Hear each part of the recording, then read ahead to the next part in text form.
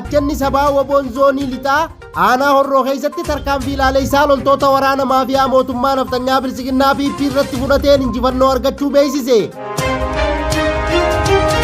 Godina Arsii lixaa aanaa Siraaroo keessatti ergamtoonni murna maafiyaa mootummaa naftanyaa bilisiginnaa PP saamichaa fi dararaa jiraattota irratti raawwatan ammeessanii jiraachuu himan. Tiraamp boo'icha sirna awwaalcha kaameen irratti yaada falmisiisaa kennuun himame. Adoolessa 2026 ashamaa harka fuula hordoftoota miidiyaa walabummaa Oromiyaa kanneen hangafoota oduutii bal'ina oduutiif hangadhuma sagantaa keenyaatti naa waliin turaan afeerraa qooti.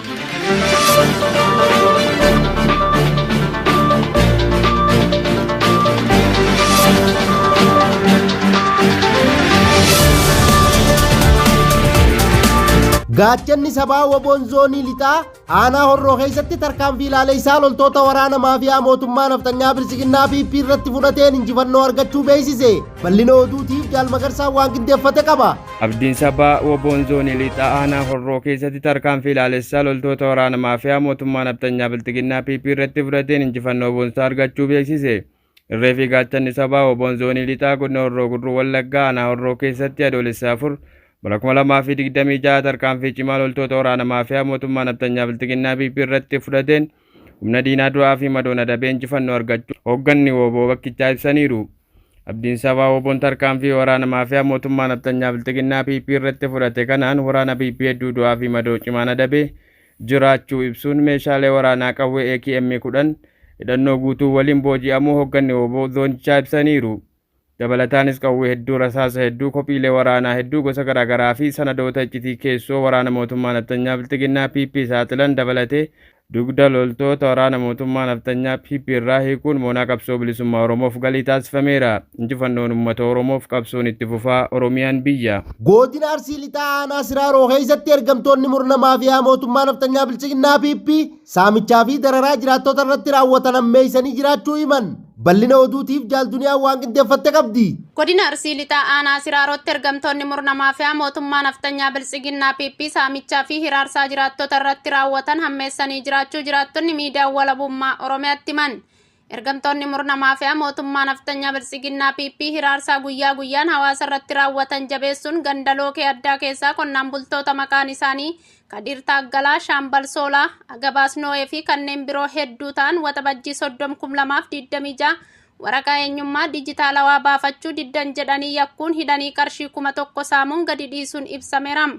Namoota waraqaa eenyummaa dijitaalawaa hin qabne immoo erga maqaama biroo qabduu kanaaf waraqaa eenyummaa baafachuu diddan jechuun jiraattota hundaa doorsisanii qarshii saamuu reebuu fi hidhatti darbachuun miidhaa ulfaataa irraan gahaa jiraachuu jiraattonni gandichaa itti dabaluun miidiyaa walabummaa Oromiyaaf ibsaniiru.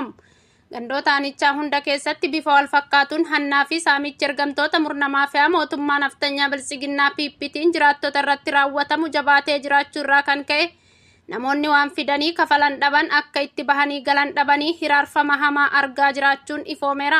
Tiraamp boo'icha sirna awwaalcha kaameen irratti yaada falmisiisaa kennuun himame. Bal'ina oduutiif Jaalmagarsaa waan qindeeffate qaba. Pireezidaantii Tiraamp Ameerikaa fi Iraan hanga sirni awwaalchaa Ayatollah Ali Khamenei xumuramutti mariirraa boqonnaa fudhachuu hime. Biyyoonni lamaan hanga sirni awwaalchaa hoogganaa olaanaa Iraan duraanii Ayatollah Ali Khamenei xumuramutti boqonnaa fudhachuuf waan murteessaniif mariin Washington Teheraan waliin taasiftu akka dhaabbate miidiyaa UX Axios jedhamutti himeera. Tiraamp gaaffii fi deebii bilbilaan madda oduu Ameerikaa kana waliin taasiseen lammiileen Iraan tokko sirna awwaalchaa Khamenei irratti yeroo boo'an arguun akka isa ajaa'ibe dubbateera. Namoonni hoogganaa olaanaa duraanii kana jibbu jedhee akka yaadu kan hime Tiraamp tarii imimmaan sobaa ta'uu danda'a jedhe. Ayatollah Khamenei haleellaa Ameerikaa fi Israa'el ji'a guraandhalaa keessa Iraan irratti raawwataniin ajjeefaman amma gadda ibsuu fi sirna awwaalchaa ifaa geggeessuuf torban tokkoof kan turu ibsannaan gaddaa Teheraan keessatti eegalameera. Namoonni uffata gaddaa gurraacha uffatan masjiida guddaa Teheraan alatti walitti qabamaniiru. Reeffi Ayatollah masjiida guddaa keessa kaahamee kan jiru yoo ta'u, sirni awwaalcha isaa kamisa magaalaa dhaloota isaa Mashhad keessatti ni raawwatama. Qondaaltonni Teheraan akka jedhanitti guyyoota itti aanan keessatti namoonni miliyoona 15 hanga miliyoona 20 ta'an Iraanii fi Iraaq keessatti sirna awwaalchaa irratti ni argamu jedhe. Pireezidaantiin Ameerikaa Tiraamp waa'ee awwaalcha kana akkas jedhe. hundi isaanii achi jiru hunda isaanii ajjeesuu dandeenya. Dhukaasa tokkoon garuu akkas hin goonu, sababiin isaas namni waliin mar'annu waan hin jirreef jedhee dubbate. Eegaa hordoftoota miidiyaa walabummaa Oromiyaa oduu namaaf qabnu kanumaa oduu birootiin hanga walitti deebinuu nagaan nuuf tura. Horaa bulaa deebana.